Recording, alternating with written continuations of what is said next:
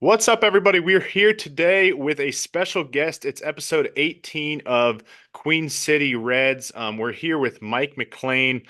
He's the father of Matt McLain, also the father of Sean and Nick McLain, who are also both trying to make it to the major leagues. Mike, thanks for joining us today. Appreciate you giving us the time and excited to ask you some questions. Thank you, Greg. Looking forward to talking. All right, so let's go back to the beginning. So first of all, like I said, you have three sons. Matt, obviously, for most Reds fans watching, everybody knows Matt is with the Reds. Sean, is with the Dodgers, I believe, if that's correct, and Nick is with the White Sox. Is that correct? You got it, man. Nice, perfect. So I have two brothers myself, so my parents both raised three kids, so I kind of know what that's like, or three boys. I know what that's like. We were all competitive and fought with each other all the time and would want to play all the sports. What was that like for yourself and your wife, kind of, having the three kids and three boys, and obviously all very competitive and all very athletic. What was that kind of like from a young age growing up with the three of them? Well, Greg, it was super busy. Winnie and I were, we had the boys. Just so you know, they're 39 months apart from Matthew to Nick. Sean's the middle guy, and it was a whirlwind of activity between the stuff they had to do for school and then the different sports they played and getting them around and carting them around and all that crap that goes on with that. But it's fun while you do it. But while you're doing it, it's you're like the guy on the proverbial hamster wheel. But my wife was great about doing it, kept it all organized, kept the train on the tracks and all that good stuff to get it all done. And we had a lot of fun doing it. And yeah, but it was very busy for many years with them that close. And then one of the I'll tell you something that's kind of funny. They all lived in the same room until Matthew got to high school. Oh, wow. Yeah, so I Very kept cool. them. We kept them in one room because it just I thought it was I grew up in a room with my brother, and I thought it was more fun to do it that way. And they're still close today. Just FYI, they still live together in Phoenix in the off season. Okay. Very Yeah. cool. So That's awesome. Yeah, yeah, it's funny you talk about driving them all over the place and having all sorts of different games. I was doing something, I think it was with my normal day job, and they were saying like what's something you look back on that you weren't grateful enough for. And I actually brought up my parents. I was like, as a kid you just get driven around and you're like, oh, take me to practice, take me to my friend's house, and you don't appreciate all the time that they're taking out of your the day to do that. So I can relate to that for sure. yeah. But as a parent, it's part of the job description, man. You just got to get it done, and just to have so your kids can have some fun and be normal growing up, and develop at school and in sports, and just be a normal human.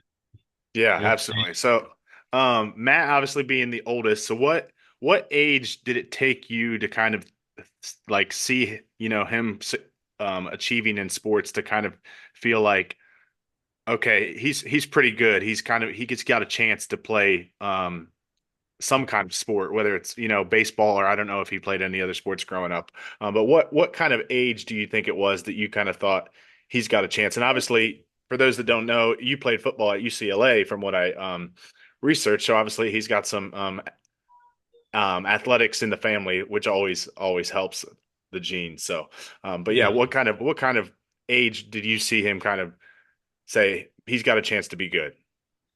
Well, I was just a walk-on football player at UCLA, and then got Okay. hurt. My wife was also a very good athlete. She played softball and volleyball, so it's a combination, on that end. But what age? I don't know, Greg, but probably in Little League, I noticed something about baseball.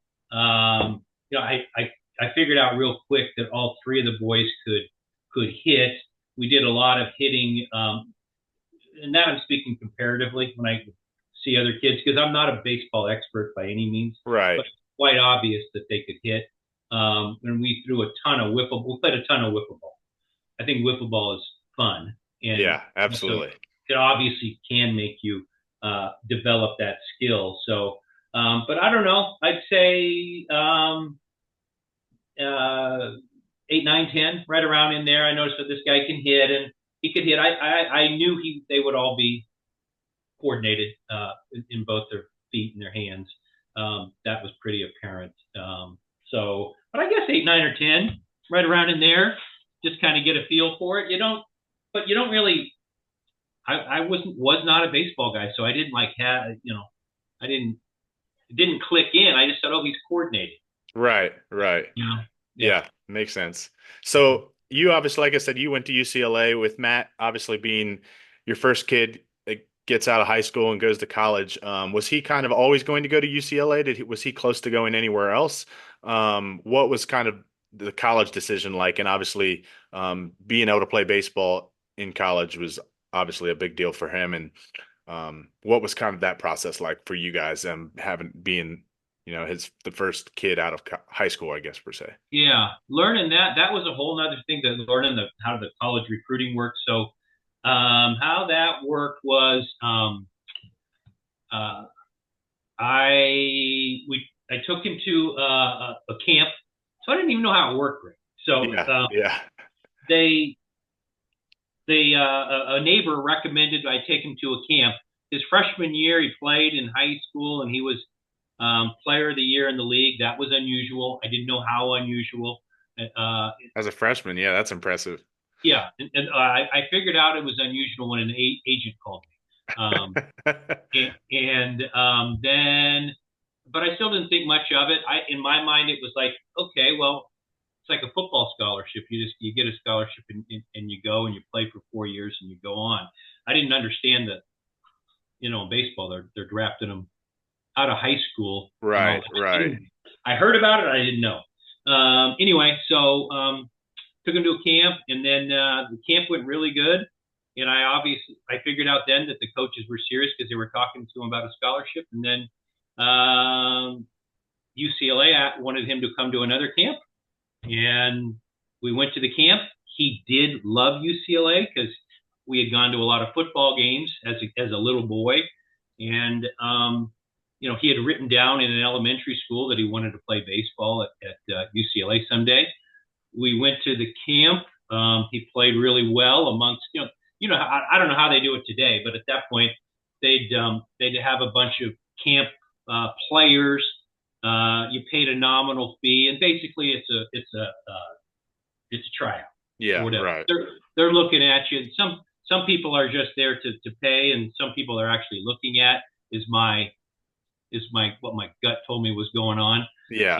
And he played really well. And then they called the high school coach, and within a couple of days they started talking about a scholarship. That was after his freshman year in high school. So that's how it kind of all went down. But he loved UCLA. We didn't really. I encouraged him to look at other places, but he really wanted to go there. And it's a good school academically, and the baseball program is top shelf. So I thought it was a good fit. And can't get in there otherwise. With your uh, with the grades and stuff, you got to have some sort of advantage to get into a school like that. So it worked well for Matthew. Yeah, that's awesome. Well, I root for UCLA and hoops since Mick Cronin went there. Since I went to University of Cincinnati, I like rooting for Mick Cronin. Yeah, Wish he would have never left, but he's a great coach. yeah, he is. He's kind of the old school, play defense, and he doesn't take any crap from you. But Yeah, it seems to work. He gets it out of the guys. So yeah, he's doing a good job. My dad loves to watch him. Watches every game. I watch a few, not a lot. It's still still got football season. The UCLA plays USC this weekend in football, so that'll be oh, that's the big interesting. one. Yeah, Yeah, yeah, we'll see. and both We'll see. programs kind of struggling too. But Yeah, all right. So after UCLA, obviously Matt gets drafted in 2021 with the 17th overall pick by the yeah. Reds. As a father, as a parent, what's that moment like to see your kid basically his dreams made, at least part of the dream. Obviously, you're not baseball is a little different. You're not going right to the major leagues, but you have the chance, and if things go right, you think you should make it. That is a mind blowing experience as a parent to watch it. That's it's wild I to can see that all imagine. happen. You know, and we had it happen in 2018 too with the D-backs out of high school. That was even more surreal to see all that go down. What Uh, if you don't mind me interrupting? What round did he get drafted out of high school with them? one, Oh, he was one, in the first. yeah, Okay, round one. okay. I don't think I realized Picked, that. I was thinking it was like second or third for some reason. yeah, pick 24, 5, 6, something right around there with the D-backs. They're very nice people, easy to deal with. So yeah, I saw that happen twice with Matthew, and then I subsequently with Sean and Nikki. So it's a crazy experience. I do it. We do it all right here. The calls come in and all that stuff. It's good, and you know it's better though when they're in college because they're dealing more with your son, not with you. Yeah, yeah, makes And sense. that is a lot better because you know I think we did a pretty good job of Wendy and I did a good job of getting him ready and preparing him and talking to him about it because we got thoroughly educated by our agency on how it was going to work. That the education process that they gave us was integral. I mean, without that, I don't know, it'd be trouble for someone like me and my wife who were basically newbies to the whole thing. We weren't baseball people. Yeah, I'm sure you can get wrapped up around it, what certain people say and what others say. That's a kind of a wild process, but super cool. And then on 2022, I just wanted to kind of talk to you about this because this is probably a side of, I think some of us when we watch baseball, I mean, some of these guys are still not kids, but they're young adults. And you they still have obviously great relationship with their parents and they're coming out and when you struggle. So in 2022, struggle, I use the term struggle lightly. I think in double A with the lookouts, I think he hit 232. But he did have 17 home runs, so his OPS was still over 800, I think. But for someone who just has success like that in he crushes it in high school, crushes it in college, and then to kind of have the first moment of like, oh, this is a little different. Like you go through some struggles. Do you, as a parent, I guess, is that a hard thing to see your kid go through? Are you happy to see your kid go through that? Is he like reaching out to you guys and asking for advice like a kid? Is it just kind of take me through what happens, I guess, in those scenarios and what you're going through as a parent to watch your kid go through that? Okay, that's a good one. First, you got to remember though, in his freshman year at UCLA, he hit 203. So Okay. we had been there, done that a little bit. And let me say this: he never reached out to me for any kind of, or my wife, for any kind of, pat on the back or any of that kind of BS. He Yeah. just worked through it. Yeah. He just worked through it. But I think a lot of that is to his credit in just realizing that, you know, some days you're going to get your ass kicked, and you have to be able to fail forward, right? Yeah, for You're sure. failing and learning, and also, we again, Boris, our agency group, was great about educating us that that's part of the process. It's kind of like, it's school. You're learning to be a professional baseball player, but he also learned it in that freshman year at UCLA, where they moved him to center field, and he played center, and he hit 203 and struggled.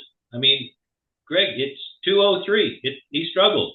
Didn't Yeah. look like the same guy at all. Didn't have his normal rhythm that he's got with his hands that he's had since he was, a little kid. And it was just part of the learning process. And I think that helped him then later at Chattanooga when he hit whatever the number you said, 230 something, which again, it's part of the process, man. Yeah, uh, for sure. you have to turn lemons into lemonade. There's a couple of things you can just life life management 101, lemons into lemonade, growth mindset, the obstacle is the way type stuff, where failure is just part of the process, particularly in baseball. Or I see the Augusta flags behind you in a sport like golf. I'm I've always been involved in the sales profession, and failure is, you got to have X number of no's until you get to the yes, right? Yeah, And then absolutely. you improve your skill set as you go forward. But again, you fail forward. So I think the same thing applies a lot in baseball. But he never reached out. I will tell you, you asked how is it as a parent. It sucks watching it as a parent. You're like, oh, I want my son to do well, right? Right, right. That's that's the truth of it. You want him to, but he's not at that time. However, if he realizes that it's part of the process, and he'll learn from it and get better, Yeah. or he'll be gonzo, hit it. So it's one of the two. You got your own choice to manage your own life. And so I think he did a great job. And I honestly expect um, there will be more struggles in the future. And the same formula needs to be applied with the same patience.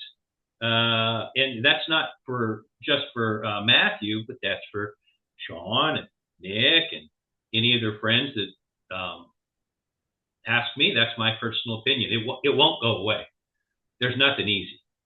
Yeah, baseball's is a wild sport. If you hit 300, you're in the Hall of Fame. So, Crazy, it's crazy, crazy sport. Lots of failure in that sport. So crazy. obviously, in 2023, he bounces back in a big way. What a fun team, that AAA team. He was at the beginning of the year with him, Ellie, and Christian Encarnacion Strand. Makes his debut in May of 2023 at Coors Field.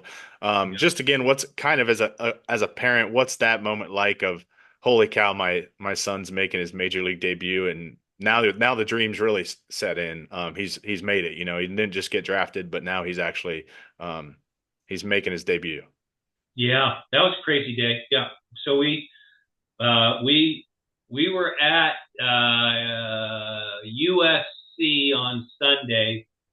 Arizona State was playing at USC. We were there to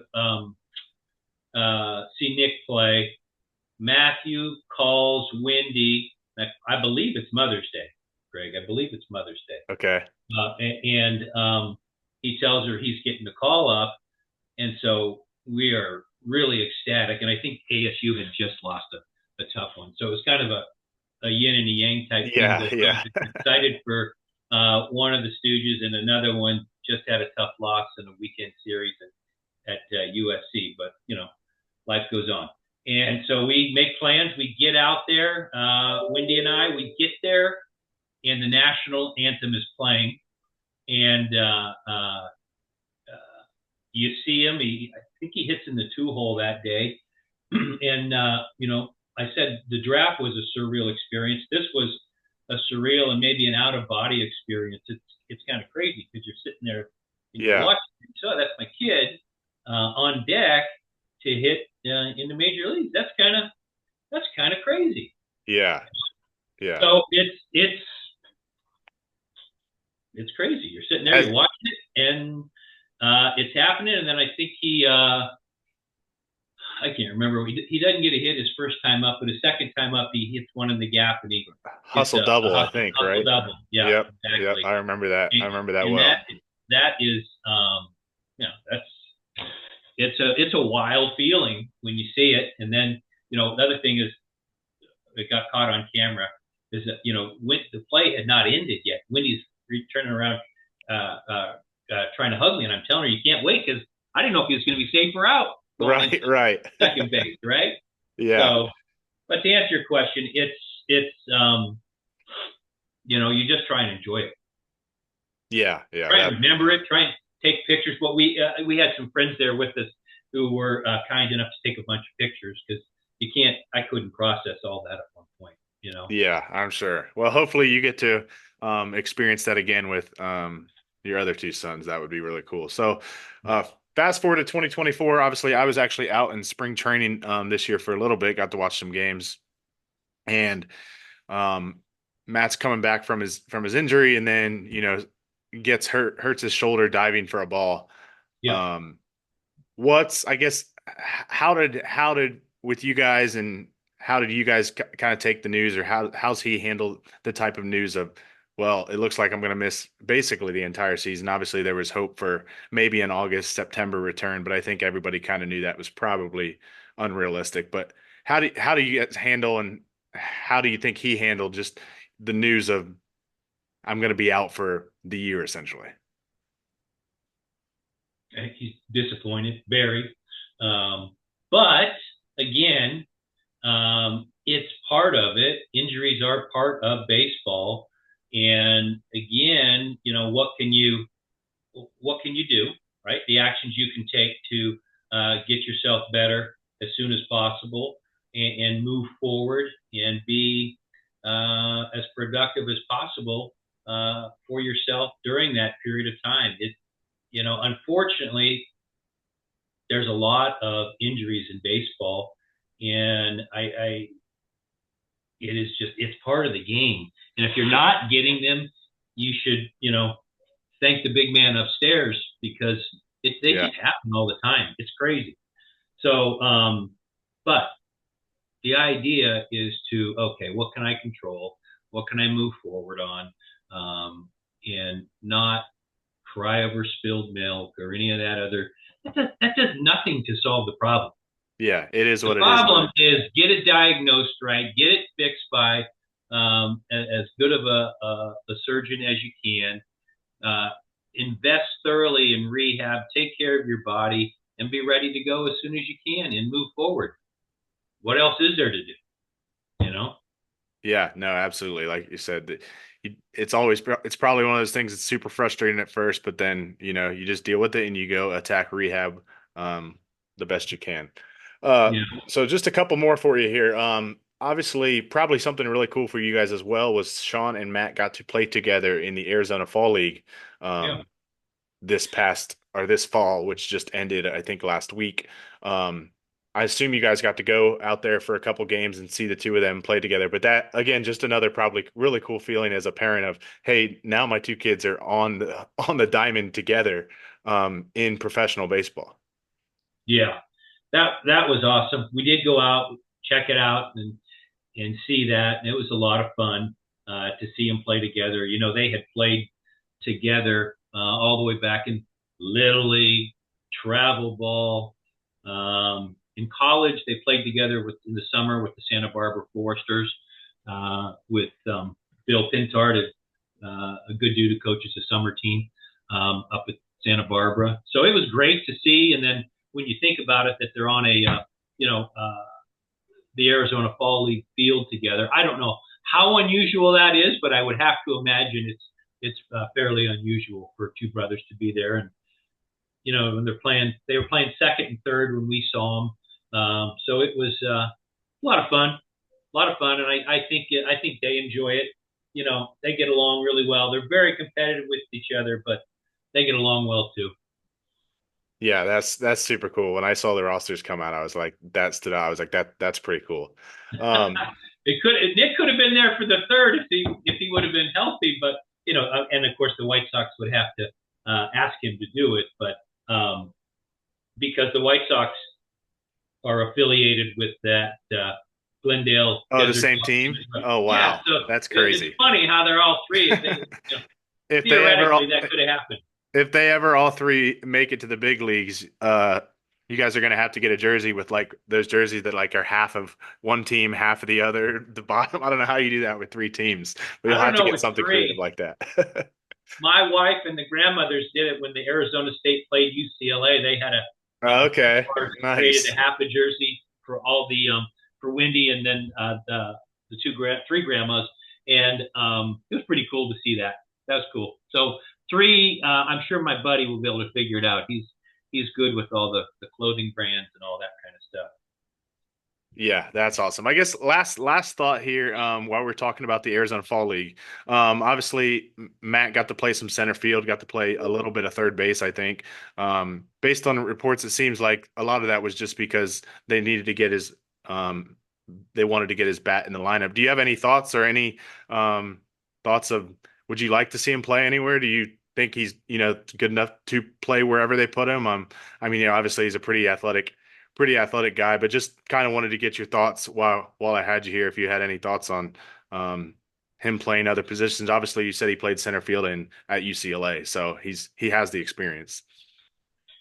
Well, first, Greg, that's above my pay grade, and I defer to Matthew to figure it all out. You don't want me to put you on like a big quote card that says Matt's dad.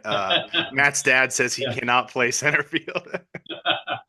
I do. So, all that being said, setting those aside, I have an opinion that he is he's a very, very, very good defensive player, in my humble, biased opinion of my own son, and I think that will be quite apparent as he spends Yeah, more time on the field, um, wherever it may be.